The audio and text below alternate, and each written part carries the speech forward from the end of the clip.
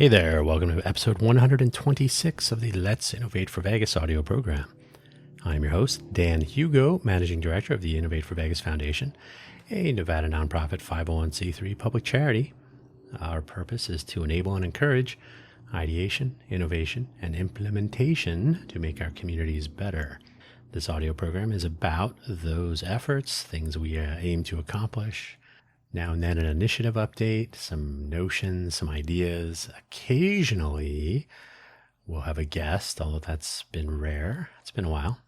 But that is that. If you're new to this audio program, that's what you're about to listen to. Some other ideas about the title and topic of today, DIY and DIT. You probably know what DIY is, do it yourself. But we like the notion of DIT, do it together. Hopefully wherever you found this. Oh, by the way, I'm recording this at 1:13 p.m. on Tuesday, July 15th, 2025. Normally I would try to record this earlier in the morning.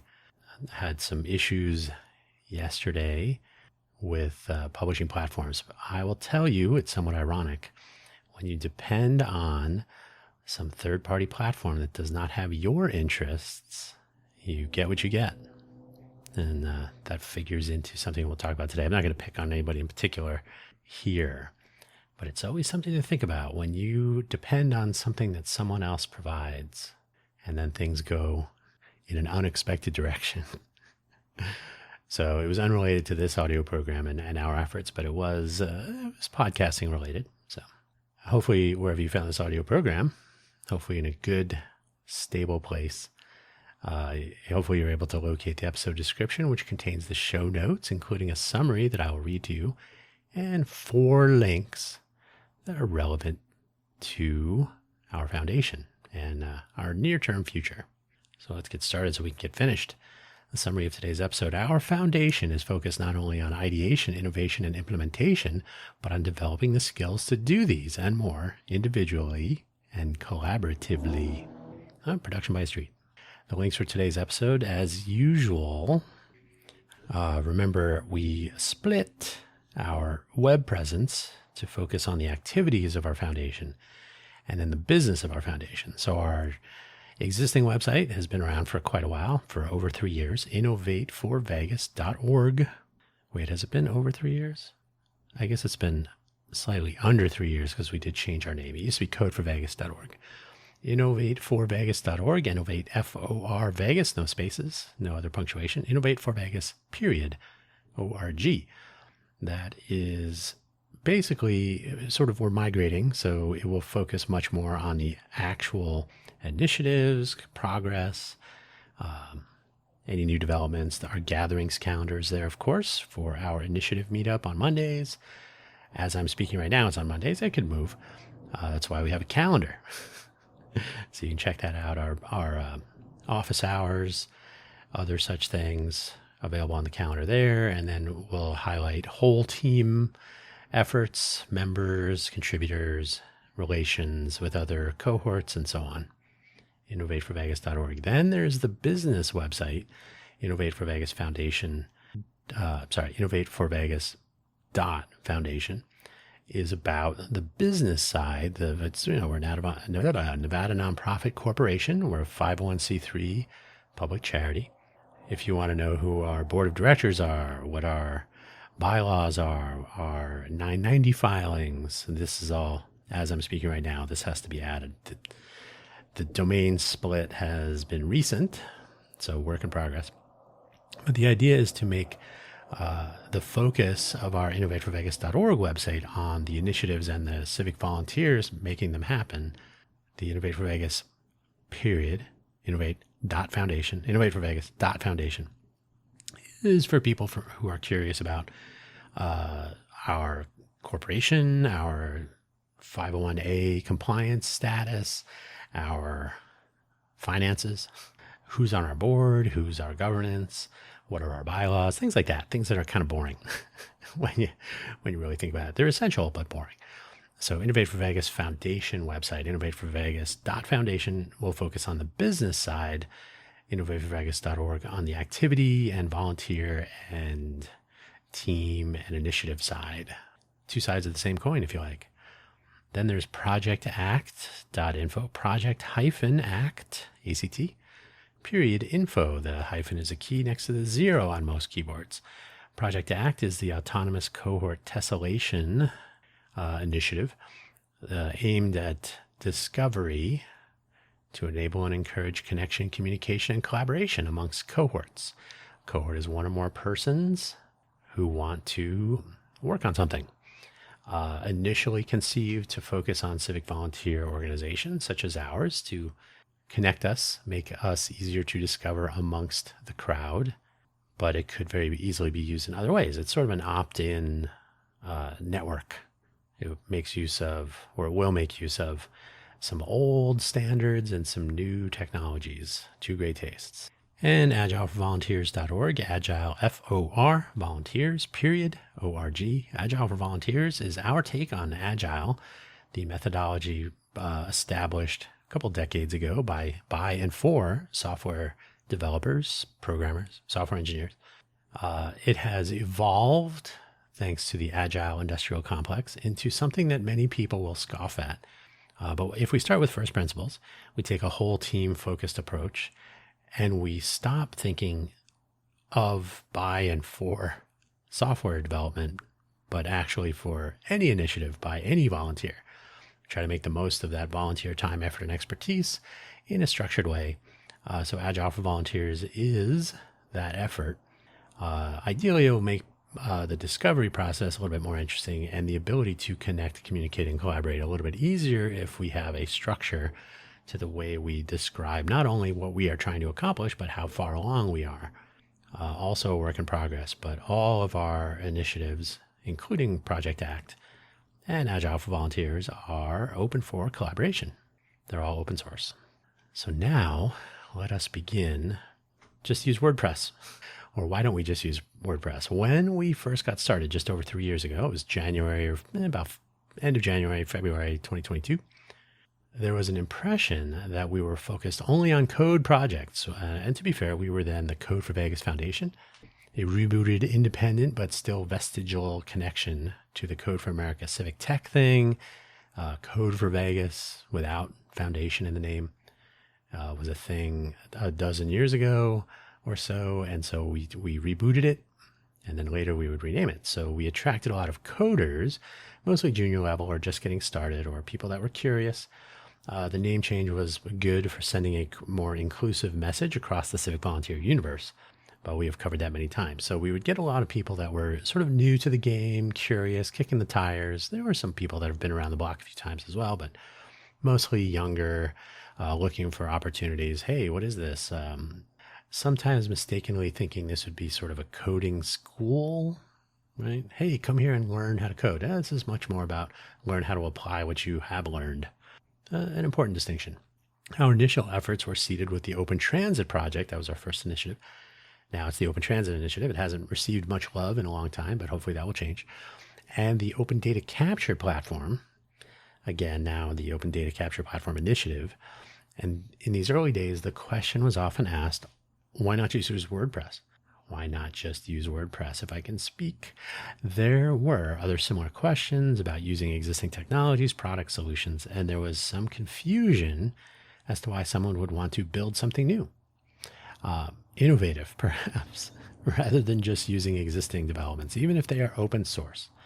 WordPress is a great example, actually, how the fact that it's open source is not the only thing to consider. There's politics can creep in, egos, and so the WordPress story is outside of the discussion today, but it's one worth looking into.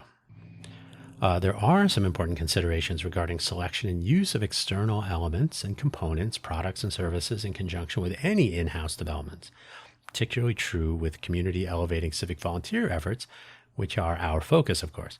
And then there is another thing which I will mention at the end of this episode, in addition to the things we'll talk about between now and that end. So the case for off the shelf.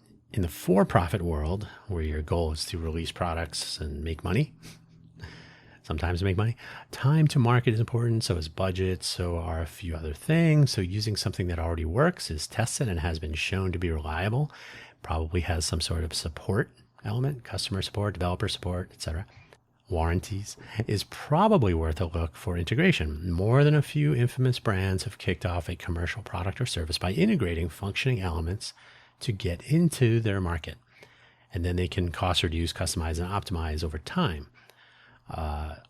Somewhere in the history books, you will find the story behind the iPod. At Apple, for example, the very first iPods that came out were substantially third-party technologies. Then you bring those in-house. You either purchase the companies that have these technologies or you develop your own versions and so on. So time to market in a for-profit environment may mean integrating with existing technologies, adapting your product to them. Well, it only does 80% of what we need. Oh, well, we're going to have to go with an 80% functionality and we'll change that over time. But eventually, owning more and more of the intellectual property of whatever you're trying to accomplish does make sense, and it is defensible. Budget and team size or team skill set range can sometimes necessitate use of off-the-shelf elements in the product or service and development. The iPod example is one. If the goal is to design, build, and deploy a thing, and the team is unable to provide two key components in this process, for example, outsourcing or OEMing, original equipment manufacturer, are likely the way to go. Some OEMing now has much more generic. It doesn't necessarily have to be original equipment manufacturing, but it's essentially, we'll just use a thing that someone else develops that's designed to be integrated into other things. White label, white box, etc. Some other company or individual with the skills and resources to deliver one or two of these key components that I mentioned can shorten time to market, probably make a better product in the short term. This allows for team focus on the product or service differentiators rather than the parts of the system that have already been developed elsewhere anyway. When I worked at Philips Components actually, Philips Components was the global business thing. Philips Electronics North America was the American. Anyway, I worked for Philips, and we were developing modules for flat displays. We were in the software and electronics business unit, and our goal was to build reusable, OEMable modules, components, etc. It's right there in the name, Philips Components. And so one day I said, so we integrate so you differentiate, or we integrate so you can differentiate. I think that was the take home. It's a little calculus joke, but at the end of the day, we take care of building this module that will fit into your design. So you spend your time and resources on the interesting parts, the innovation. So, we use that little phrase every once in a while. I have a marketing hat that I put on sometimes. Most of the time, integration of external elements will include or should include some support to aid in that integration. Here again, time to market and quality of that deliverable almost certainly end up closer to where you want them if you can get help and insight along your development path. Again, focusing on the innovation, not the integration. So innovation, differentiation. You're making the new thing. Your thing is going to be different than the things that are already out there. You know what? Sometimes the things that are already out there are using that same integrated OEM module. Maybe they're all using WordPress. Maybe they're all using Linux. Maybe they're all using Mac OS. Maybe they're all using Rust, right? Some components, some essential tools that are out there are going to be used by everyone, but that's not where you're integrating your innovation. You're using those tools to make your innovation happen, to differentiate what you're doing from the other things. But there is a case to be made against using off the shelf. It's not always an easy case. In fact, sometimes it's not a case to be made at all. You don't have to go write your own C or Rust or JavaScript or other language tools. You don't have to reinvent a metal lathe or an end mill. You don't need to reinvent language. So some things you have a starting point that is off the shelf, so to speak. You don't have to go make a printing press to print things, etc. That's something I've said about media companies. You don't need to reinvent the printing press if you want to be in the publishing business, right? So the case against off the shelf. First of all, it is essentially impossible to go completely internal, as I've sort of described. NIH, not invented here, is impractical and unlikely, but it is important to understand where the important stuff is coming from. The more the items in your BOM or bill of materials, whatever you're making, the more things to keep track of, to have alternate sources for, to have alternate vendors for, and alternate items, and so on. The more complicated your supply chain, that's a term that we hear more and more lately, the more likely your team will need to spend time on managing it, the supply chain. Keep this in mind. And some of this is automated. GitHub, for example, will have a Dependabot that will check on some of your supply chain dependencies for your software that you're building. It's not universally capable. It's continuing to become more and more so. But if you're building something out in the real world, a piece of hardware, or maybe you're working on a new cookie recipe, it could be anything. It's not always possible to have some automation tools run and say, oh, you're going to need to find a new place for chocolate chips, although that's probably coming. The reason to have an alternate or alternates, the reason to have alternates and options, sometimes prices change, specs change, components are discontinued, anything's possible. You never know. There are risks. And by the way, there could be something as simple as a license change. That's the terms, right? Specs, components.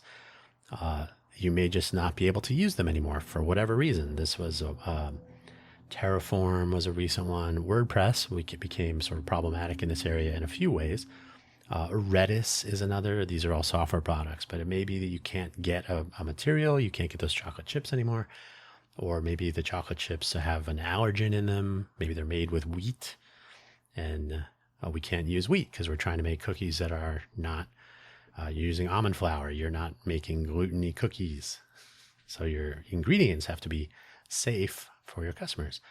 These are risks that are, again, concerns to be tracked and measured, which means team time, specific team roles to manage these sometimes, and maybe others on the team to account for testing alternatives, tracking availability, any manufacturing or building, documentation of these components and processes, the list goes on. That's why companies do this stuff, and they pay people to be on the team to take care of these things. Sounds like the voice of experience. From a purely subjective point of view, relying on outside forces for inside development can be a detractor. This is something of a hand wave, of course, and can vary from non-existent to demoralizing. But there is something to be said for team effort and team outcomes. If we can do it together, we can hold up the final product as ours. And that can count for something. If the thing that you spent, however many thousands or millions of hours developing ends up being stopped by some little gear, some little cog in the works, that can be very frustrating. That is also the voice of experience. So having more control, more input, more familiarity, these are all good things. Sometimes those are not possible or practical. But in a civic volunteer effort, such as ours, for example, the Innovate for Vegas Foundation, we simply could not have sufficient staff to manage every dependency and every issue if we were to really start developing things that catch on. That's kind of where the labs approach comes into play, where we can deploy or spin off our initiatives into deployable, commercializable, monetizable endeavors, and actually form companies that would be staffed by people to do such things. So managing the dependencies and external considerations and so on is something that would be an actual job. But for the development of an initiative that's by civic volunteers, that's a big ask. And so often introducing these dependencies early on can be problematic. So the case against using these off-the-shelf solutions is that they can remain as technical or other similar forms of debt. And these are something to be aware of. And we'll touch on that again at the end of the episode. So we can apply these broadly. Often in the so-called civic tech world, we're talking about software with maybe a touch of hardware. It's technology centric, aimed at solving some problem or elevating some community or similar, usually locally focused or designed to fit into some larger effort. Often some government project, whether federal or more local. Municipal partners is a term or a notion that Code for America would foment often. We've talked about some of the challenges where with regard to volunteer time, effort, and expertise fitting in with the changing world of government collaborations. This can be a non-trivial consideration. We the Innovate for Vegas Foundation flipped that around. So we are developing independent of municipal partnerships, at least for the time being. We may consider municipal partnerships. Much more utilitarian is cohort partnerships. What we develop can be developed on our terms in collaboration with other cohorts. If we decide to have municipal partners, we can create a vendor entity, some sort of an LLC or a business unit that is separate, that is arm's length away from our nonprofit corporation. That can operate at a profit. It can pay employees. It can enter into contractual agreements. It's really hard to enter contractual agreements when there are only volunteers to maintain those agreements. So you would spin that off, and there you can manage dependencies, whether they're internal, external, and so on. So if you want to develop things and have these dependencies and manage them and maintain them, and you can actually pay people to do that, that's a better way to go. But for the purposes of development of community elevation initiatives, minimizing those dependencies or understanding that those are risks is important. And that, again, will come up at the end of the episode. So our foundation is not limiting innovation to software development. So we're not, strictly speaking, a civic tech organization, although civic tech organizations will often highlight the fact that we're not just software, but they're focusing on civic tech. This is where our efforts have begun most earnestly in software development, but we are not limited to that. I myself have a background in computer hardware, computer software, but also product development, co-creation, engagement with users in the real world, quality assurance, testing. I don't really speak so many languages, but I've interacted with localization efforts. So there's a lot of moving parts when you're trying to elevate a community, because there are actual human beings in that community, wherever it is. So it's not just software. Not everything is code. As we've covered previously, the idea is to be inclusive of coders, creators, storytellers, and all matter of civic volunteers, testers, marketers, translators, everybody. Anyone else with an interest in participating in our purpose, or maybe we can work with their purpose. This means the scope of our initiatives might be large, maybe even substantial, especially compared with our whole team size and capabilities at any given time. So reaching out beyond our own development will be essential. So generally speaking, small teams trying to accomplish big things will need to extend their reach with elements of any particular initiative. There is a balancing act of sorts to be done on an ongoing basis, of course, to know if or when any initiative might be at risk for external dependencies.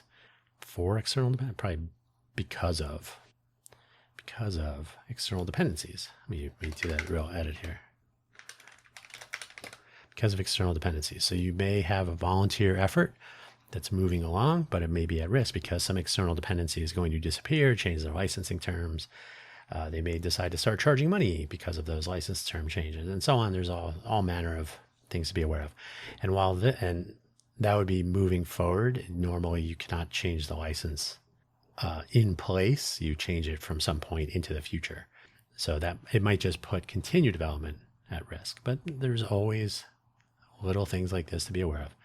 And while this is interesting and possibly problematic for our civic volunteer community elevation initiatives, it is also a job and even life skill to understand these dependencies, how to manage them, and what to do when circumstances change.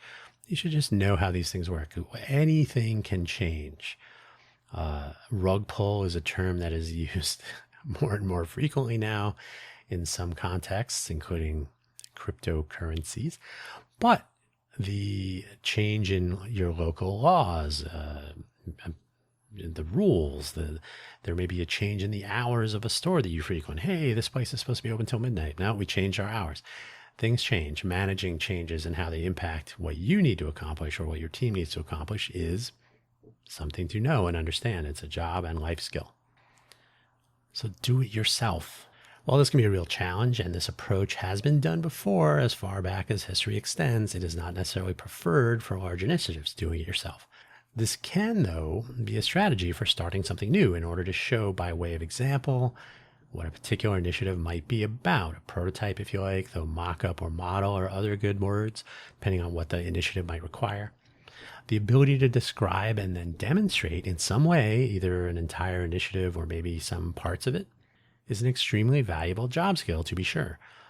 Anyone who's ever made a presentation to management or to potential investors, you don't always have to, but it often helps quite a bit to be able to show rather than tell in some way. Maybe a life skill also, but certainly the ability to describe your view of some undertaking to one or more other people who may not have your background or skill set. Maybe they are completely unfamiliar. You have to actually explain things, nor your familiarity with the thing in question. Even more reason to have to explain it. And that is essential to be able to do that. There are a few famous undertakings out there like the telescope, calculus, and the Linux kernel, and there are many more, where someone with a notion set out to try out some ideas, told other people not about the idea alone, but some example of what it is or what it does, or maybe more than that. And these others join in the adventure. This is certainly one way to start up an effort, a bootstrapped effort, if you like. When you face a chicken versus egg scenario, which comes first? It will be up to you to impress the answer upon potential collaborators or maybe investors.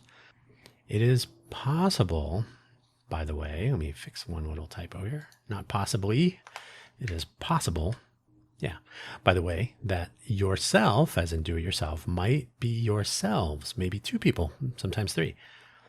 So many co-founder stories fit that pattern, but so often, probably more often, yourself is exactly you, at least in the early days. Sometimes impressing one other co-founder, your non-technical co-founder, whatever, the partners in crime model does happen, but sometimes it starts with you and you need to go find, like, I don't have enough time in the day to do the marketing and the development and the so on. So you can do it together. Once you have show and tell, you have a thing that you can show people and you can tell them in the story. It is possible that others might want to join in the adventure. This can be a fun, encouraging experience when others lean into your idea, when they are impressed by your demonstration or your story or both, and then when they want to consider joining your efforts. That's cool. That's fun. Having a room full of people interested in what you're doing and asking questions, appearing excited about it, wanting to join in. These are generally good. They're encouraging. They're kind of an ego boost. They're exciting. It's good stuff. Maybe for money, maybe not. That latter case is where our foundation works, with the not money part, except for the labs business model, which I've talked about previously, including, I touched on it earlier. As a platform collaboration between civic volunteers, that's us, that's our foundation. Though getting people to volunteer their time, effort, and expertise for something without a demonstration or working model or a really, really good story can be a substantial challenge. This is where we are. Even people who were interested initially started saying, why don't we just use WordPress? Or I don't want to have to do that. There's a certain mindset about getting a notion started, and some people need to see more of a work in progress, not an idea that will lead to a work in progress. Like, call me when you have something running. And this is actually possibly a cultural thing that I've encountered here in the greater Vegas area frequently is, well, show me what you got. Well, we're just starting to work on. Okay, we'll come back when you have something. That is difficult to do in a charity foundation innovation space, but that's where we are. Once a cohort has established itself with even 3 or 5 or 10 people with some demonstrable progress and maybe something that the casual member of the general public might be able to try out, they can say, show me what you got. And we can say, oh, here you go.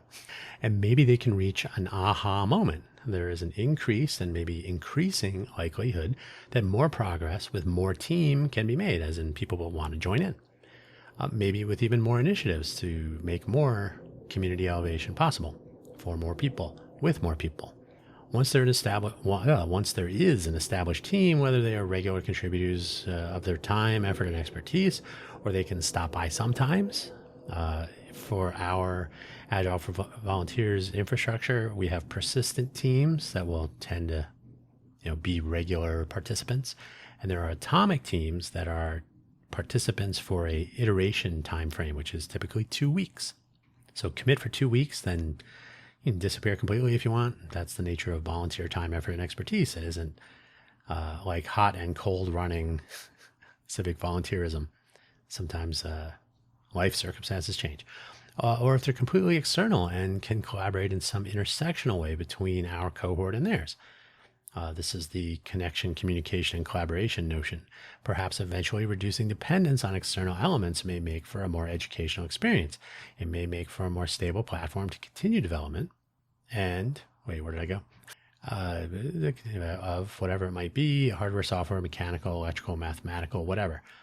I cannot emphasize that enough. This is not just a question of software, and the third-party elements could be anything. If you've ever opened a restaurant or worked in food service, you know that some of the ingredients are pre-made. They may be canned or come in a jar or a bucket. But if the restaurant has a focus on some particular type of food or drink, the interesting parts come from that differentiation. So the same things that I'm talking about here apply to software and food and anything. They can apply to anything. And it may open up more doors of collaboration if you can cast this wide net. If we depend on a third-party thing, but your cohort has developed something more or better, we can collaborate more directly on integration and continued development. We may have made our efforts more reliable or sustainable for working with you and your initiative, and we might be a part of the same for your project or initiative. We help you, you help us. We can do it together.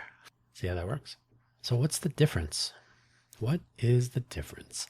You may ask, what is the difference between depending on a third-party thing, whatever it is, and depending on something developed together, whether within your cohort or our cohort or some other cohort? If we depend on an open source project developed by Innovate for Reno, if there was such a thing, what's the difference between that and depending on WordPress? And if we can integrate that work, integrate it into some other initiatives and maybe developed into future collaborations, maybe everybody wins. But this can happen with a third party too. WordPress is open to contribution from external contributors. Yes, maybe, unless the politics or licensing changes and so on.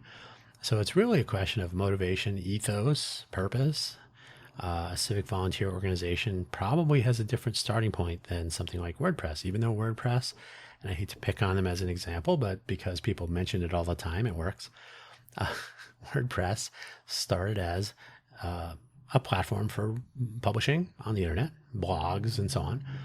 And so they have a particular mission.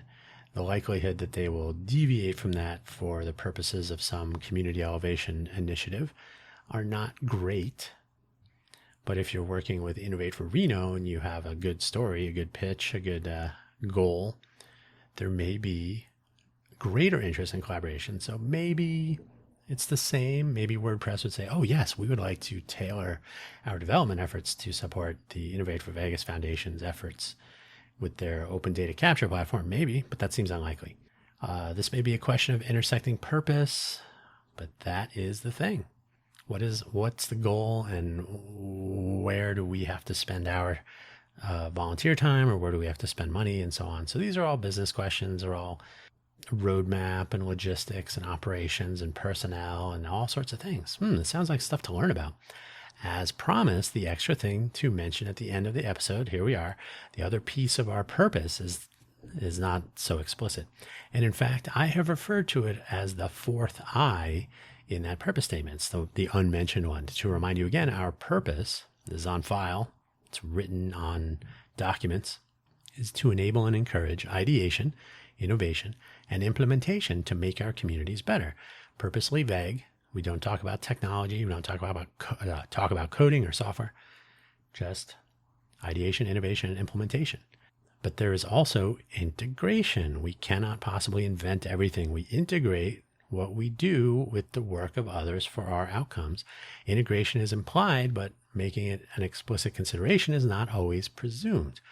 Just use WordPress presumes more integration than innovation, for example, but we don't always do that. Right? So sometimes we presume that we're not going to be depending on some third parties, that we could just build it ourselves. Sometimes we presume that we will start with a third party dependence, but we will develop away from that. These are life lessons. They're also job skills. So those were software examples. You can do that with anything. You may purchase a canned sauce for your food truck as part of your recipe, But eventually you might make the sauce yourself. You might say, oh, it's actually a little bit less expensive. We can capture more profit on our product and it tastes better and I have more control over it. That can happen. So food, software could work anywhere. So the additional element of learning we bring to the table is deciding where the integration line is when pursuing some initiative and when that line can move or should move or needs to move. Making this determination can be easy or it can be subtle or even difficult and can vary over the life cycle of the initiative development efforts. Early on, it may make sense to have the line, okay, we'll depend on WordPress for as long as we need to, and then other things get in the way, and then suddenly WordPress changes their licensing efforts and it puts your entire development at risk, so you have to consider those things now. It just depends. Everything depends. A lot of moving parts. That's how the world works, and it's a great thing to learn about practically. Ideally, though, it will be easier if rather than trying to do it yourself, we do it together. All the things I just listed. So that's today's episode. Depending on a third party or some external platform that does not share your goals and interests, as in they want you to succeed if they're succeeding, can make it challenging when those things change. Code for America did change the circumstances for the brigade program. This left a lot of brigades in a lurch. In a post-pandemic time, it made for difficulty in an already difficult landscape to retain the civic volunteer time, effort, and expertise that was being applied to civic tech projects. Things change. What do you do about those changes? And being ready ahead of time can be helpful. It's part of the learning experience, and it's part of what we are trying to accomplish with the Innovate for Vegas Foundation, our initiatives, and our whole team approach, and so on and so on. So there you go. We'll leave it there for now, and check out what we're working on in the coming weeks and months. Hopefully we'll be deploying some cool things before the new school year starts for some student-oriented stuff.